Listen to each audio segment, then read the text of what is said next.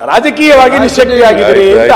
ಸುನಿಲ್ ಕೂತ್ಗಳಪ್ಪ, ನೀವು ದಯಮಾಡಿ ನಾನು ಮಾತಾಡುವಾಗ ಕೂತ್ಕೊಂಡು ಕೇಳಬೇಕು ಅಂತಕ್ಕಂಥದ್ದು ನಿಮ್ಮಲ್ಲಿ ಮನವಿ. ನಿಮಗೆ ಮತ್ತೆ ವಿರೋಧ ಪಕ್ಷದವರಿಗೆ ಎಲ್ಲರಿಗೂ ಕೂಡ ಮತ್ತೊಮ್ಮೆ ಧನ್ಯವಾದಗಳನ್ನು ಹೇಳಲಿಕ್ಕೆ ಬಯಸ್ತಾ ಇದ್ದೇನೆ. ಅಲ್ಲ, ಈಗ ಶಕ್ತಿ ಬಂದಿದೆಯಾ ಸರ್ ನಿಮ್ಗೆ?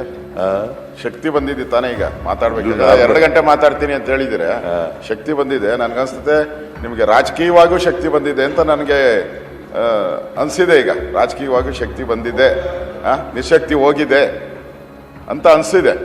ಆಯ್ತು, ನಿಮ್ಮ ಕಳೆ ನೋಡ್ತಾ ಇದ್ರೆ ಮೊನ್ನೆ 4 ದಿನ ಸ್ವಲ್ಪ ಯಾಕೋ ಸಪ್ಪಗಿತ್ತು. ನನ್ಗೇನೋ ರಾಜಕೀಯ ನಿಶಕ್ತಿ ಅನ್ಕೊಂಡಿದ್ದೆ. ಇವತ್ತು ಶಕ್ತಿ ಬಂದಂಗೆ ಕಾಣ್ತಾ ಇದೆ. ಶಕ್ತಿ ಉತ್ತರ ಕರ್ನಾಟಕ ಕಡೆ ತೋರಿಸ್ಬಿಟ್ಟು ಶಕ್ತಿ ಬಿಡುಗಡೆ ಮಾಡಿ ಸಾಧ್ಯನೇ ಇಲ್ಲ. ರಾಜಕೀಯ ನಿಶಕ್ತಿ ಇದೆಯಲ್ಲ, ಅದು ಬರಲಿಕ್ಕೆ ಸಾಧ್ಯನೇ ಇಲ್ಲ. ಅಂಥ ಅವಕಾಶಗಳಿಗೆ ಅವಕಾಶನೂ ಇಲ್ಲ, ಮತ್ತೆ ಅಂಥ ಸಂದರ್ಭಗಳು ಬರೋದೂ ಇಲ್ಲ. ರಾಜಕೀಯ ನಿಶಕ್ತಿ ಇಲ್ಲವೇ ಇಲ್ಲ. ಶಾರೀರಿಕವಾದಂಥ ನಿಶಕ್ತಿಗಳು ಇರ್ತವೆ sir. Daily dinner party daily ನಡೀತಾ ಇದೆ ಸರ್. ಮಾನ್ಯ ಅಧ್ಯಕ್ಷ, ಇತ್ತೀಚೆಗೆ ನೀವು ರಾಜಕೀಯವಾಗಿ ನಿಶಕ್ತಿಯಾಗಿದ್ದೀರಿ ಅಂತ ಸಾರ್ವಜನಿಕ ಚರ್ಚೆ ಇರೋದು. ನಿಮ್ಮ ಆರೋಗ್ಯದ ನಿಶಕ್ತಿ ಬಗ್ಗೆ ಚರ್ಚೆ ಇಲ್ಲ, ರಾಜಕೀಯವಾಗಿ ನಿಶಕ್ತಿಯಾಗಿದ್ದೀರಿ ಅಂತ. ಸುನಿಲ್ ಕೂತ್ಗಳಪ್ಪ, ಈಗ ನೋಡಿ, ನಿಮ್ಮಲ್ಲಿ ಒಂದು ಮನವಿ ಏನಪ್ಪ ಅಂತಂದ್ರೆ, ಅಶೋಕ್ ಅವರು ಮಾತಾಡುವಾಗ ನಾನು ಒಂದು ಚಕಾರನು ಕೂಡ ಎತ್ತಲಿಲ್ಲ, ಮಧ್ಯೆ ಪ್ರವೇಶ ಮಾಡಲಿಲ್ಲ, ಕೂತ್ಕೊಂಡು ಕೇಳಿದ್ದೀನಿ. ನೀವು ದಯಮಾಡಿ ನಾನು ಮಾತಾಡುವಾಗ ಕೂತ್ಕೊಂಡು ಕೇಳಬೇಕು ಅಂತಕ್ಕಂಥದ್ದು ನಿಮ್ಮಲ್ಲಿ ಮನವಿ.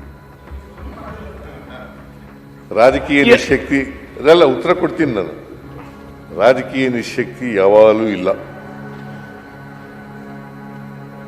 ಮತ್ತೆ ರಾಜಕೀಯನ ಅಷ್ಟೊಂದು ತಲೆ ಕೆಡಿಸ್ಕೊಂಡು ಮಾಡಬೇಕಾದಂಥ ಅಗತ್ಯ ಇಲ್ಲ. ಅಧಿಕಾರ ಜನ ಕೊಡೋದು, ಜನರ ಆಶೀರ್ವಾದ ಮಾಡಿದ್ರೆ ಮಾತ್ರ ನಾವು ಈ ಕಡೆ ಕೂತ್ಕೊಳ್ಳಲಿಕ್ಕೆ ಸಾಧ್ಯ ಆಗ್ತದೆ. ಜನ ಆಶೀರ್ವಾದ ಮಾಡಿದ್ರೆ ಆ ಕಡೆ ಕೂತ್ಕೋಬೇಕಾಗ್ತದೆ. ಅಂತಿಮವಾಗಿ ಪ್ರಜಾಪ್ರಭುತ್ವದ ವ್ಯವಸ್ಥೆಯಲ್ಲಿ ಜನರೇ ಮಾಲೀಕರಲ್ವಾ, ಅವರೇ ಪ್ರಭುಗಳು. ಅವ್ರು ಏನು ಹೇಳ್ತಾರೆ ಹಂಗೆ ಮಾಡಬೇಕು. ನಾವು ಐಡಿಯಾಲಜಿ ಏನೇ ಹೇಳಿದ್ರು ಕೂಡ, ಕಾರ್ಯಕ್ರಮಗಳಲ್ಲಿ ಏನೇ ಹೇಳಿದ್ರು ಕೂಡ ಜನಗಳ ಮುಂದೆ ಅಂತಿಮವಾಗಿ ತೀರ್ಪಡೋರು ಯಾರು?